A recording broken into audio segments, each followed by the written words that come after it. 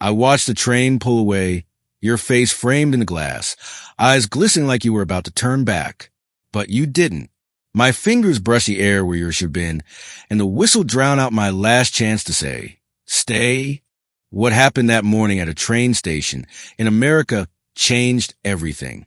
And this is the story of how love, distance, and fate collided in ways I never saw coming.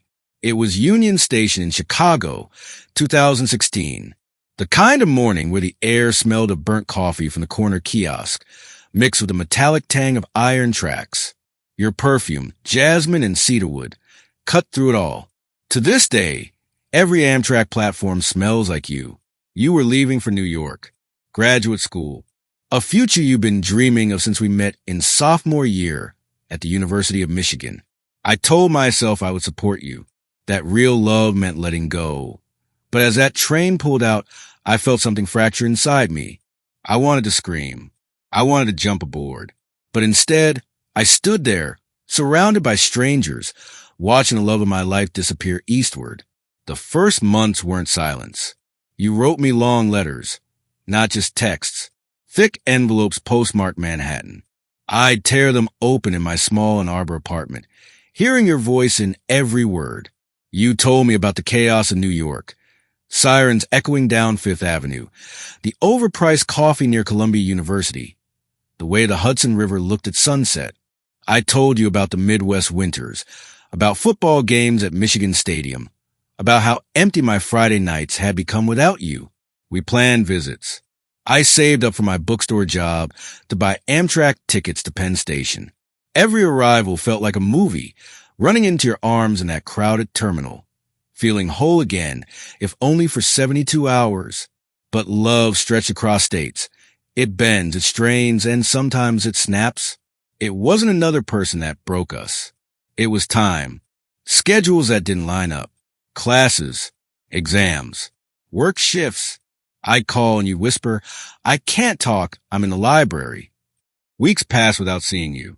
I began to wonder if I was holding on to a memory instead of a future. One night, while I was waiting tables at a diner off I-94, my coworker asked, "You ever think she ain't coming back?"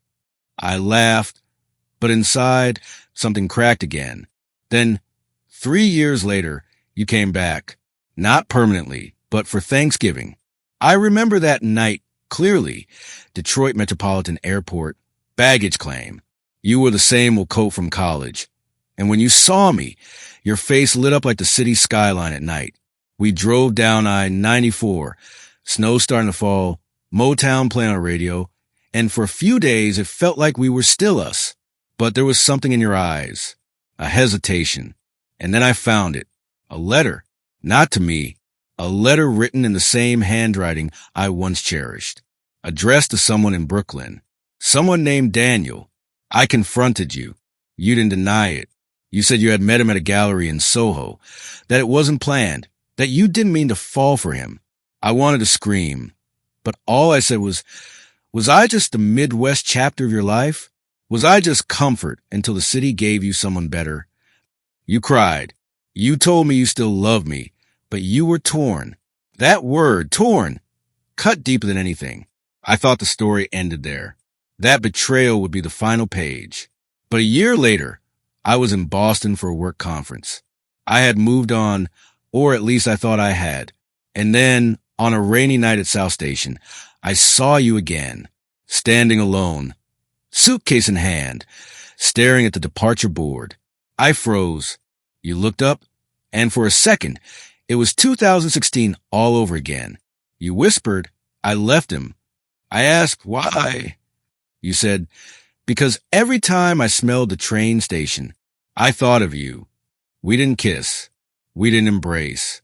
We just stood there, two people bound by memories, realizing that sometimes love doesn't return the way you expect it. Sometimes it lingers in the whistle of a train, in the perfume on the platform, in the silence between what was and what will never be. And that's the story. A story not about happy endings, but about the echoes love leaves behind. If this touched you, if you ever stood at a train station watching someone you love disappear, then share this video with someone who understands. And subscribe Because next time, I'll tell you another story, one that might just change how you see love forever.